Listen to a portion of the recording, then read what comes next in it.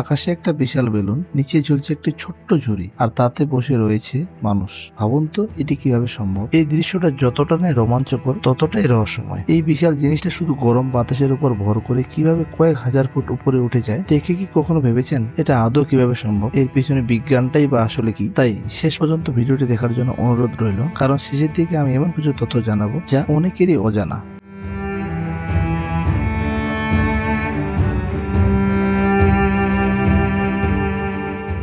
শুরুতে বেলুনের ইতিহাস সম্পর্কে কিছুটা ধারণা নেই। আধুনিক যুগের শুরুতে 1700 শতাব্দীর দিকে গ্যালিলিওর প্রথম প্রমাণ করে যে বাতাসেরও ওজন আছে। তাই এমন কিছু জিনিস যদি বানানো যায় যে বাতাসের থেকেও হালকা হবে, তাহলে সেটি বাতাসে ভাসতে পারবে। অনেক মানুষ এটা তৈরি করার চেষ্টা করেছিল, কিন্তু কেউ সফল হয়নি। এরপর 1700 শতাব্দীর শেষের দিকে দুই ভাই জোসেফ মিশেল এবং জ্যাক এথিয়ন প্রথম সফলভাবে হট এয়ার বেলুন আবিষ্কার করতে পেরেছিল।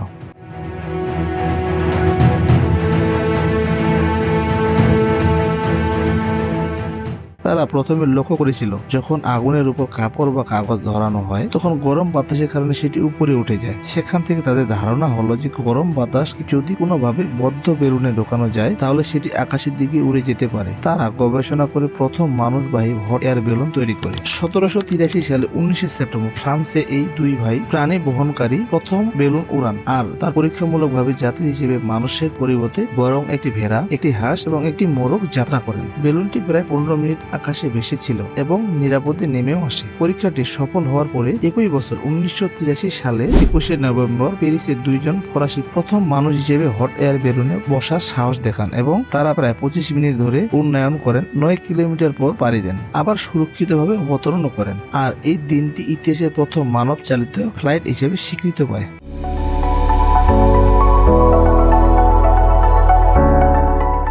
মানুষবাহী বেলুনকে ইংরেজিতে বলা হয় হট এয়ার বেলুন। এটা উড়ে মূলত বায়ুর ঘনত্বের কারণে। এখানে একটা সহজ বিজ্ঞান কাজ করে, যেমন গরম বায়ু ঠান্ডা বায়ুর চেয়ে অনেক হালকা হয়, অর্থাৎ গরম বাতাস সবসময় হালকা হয় এবং ঠান্ডা বাতাস ভারী হয়। গরম বাতাসের অণুগুলো দ্রুত নড়তে শুরু করে এবং তারা একে অপরের থেকে দূরে সরে যায়, ফলে বাতাসের ঘনত্ব কমে যায়, গরম বাতাস উপরে উঠে যায় আর ঠান্ডা বাতাস নিচে নেমে আসে।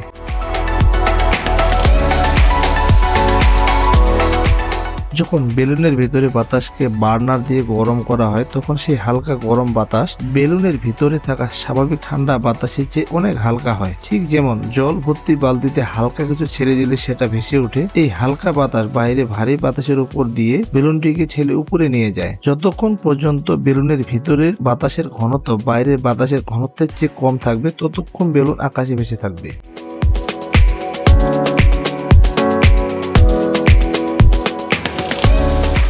একটা হট এয়ার বেলুনে তিনটি প্রধান অংশ থাকে। খাম বা এনভেলপমেন্ট মানে বিশাল কাপড়ের বেলুনটা, ঝুড়ি যেখানে মানুষ দাঁড়িয়ে থাকে, বার্নার যেটা আগুন দিয়ে ভরে ভেতরে গরম করা হয়। খাম বা এনভেলপ এটা হলো বিশাল কাপড়ের ব্যাগ যা গরম বাতাস ধরে রাখে। এটি বিশেষ ধরনের সিনথেটিক কাপড় দিয়ে তৈরি, যা সাধারণত লাইলন বলে থাকি। কাপড়টি তাপ সহ্য করতে পারে। এর উপরে থাকা একটি ফ্লাগ বা প্যারাশুট ভাল্ব যা পাইলট চাইলে খুলে গরম বাতাস বের করে দ্রুত নিচে নামতে পারে। ঝুড়ি এটা সাধারণত বেত দিয়ে তৈরি। বেদ হালকা কিন্তু খুব মজবুত এবং অবতরণের সময় আঘাত বা শক শোষণে খুব ভালো কাজ করে। এখানে আরোহীরা ও পাইলটরা থাকে। বার্নার এটি হলো বেলুনের আসল ইঞ্জিন। এতে প্রোপেন গ্যাস ব্যবহার করা হয়। বার্নার অত্যন্ত শক্তিশালী শিখা তৈরি করে যা সরাসরি এনভেলপের ভেতরে বাতাসকে গরম করে। পাইলট এই বার্নার ব্যবহার করেই বেলুনকে উপরে বা নিচে নামানোর জন্য নিয়ন্ত্রণ করেন।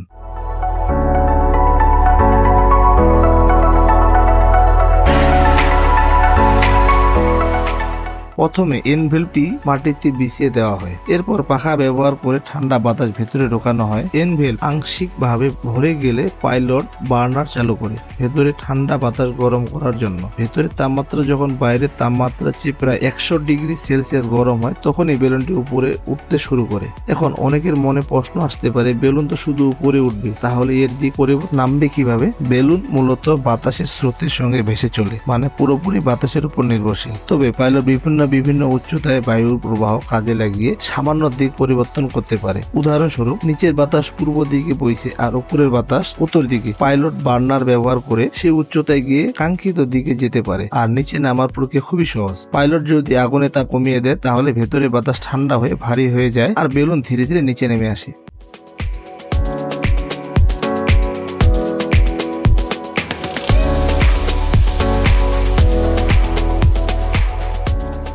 তো বন্ধুরা, এই ছিল আমাদের আজকের হট এয়ার বেলুনের উন্নয়নের পেছনের বিজ্ঞান। আশা করি আপনারা বুঝতে পেরেছেন যে এই বিশাল বাহনটি কিভাবে কোনো ইঞ্জিন ছাড়াই আকাশে ভেসে বেড়ায়। আপনার কি কখনো হট এয়ার বেলুনে চড়ার ইচ্ছা হয়েছে? কমেন্ট করে জানাতে পারেন। যদি এই ভিডিওটি ভালো লাগে তাহলে লাইক দিন, বন্ধুদের সাথে শেয়ার করুন এবং এমন আরো মজার বৈজ্ঞানিক তথ্য জানতে আমাদের চ্যানেল সাবস্ক্রাইব করে বেল আইকনটি টিপে দিন। দেখা হবে পরের কোনো ভিডিওতে। ধন্যবাদ।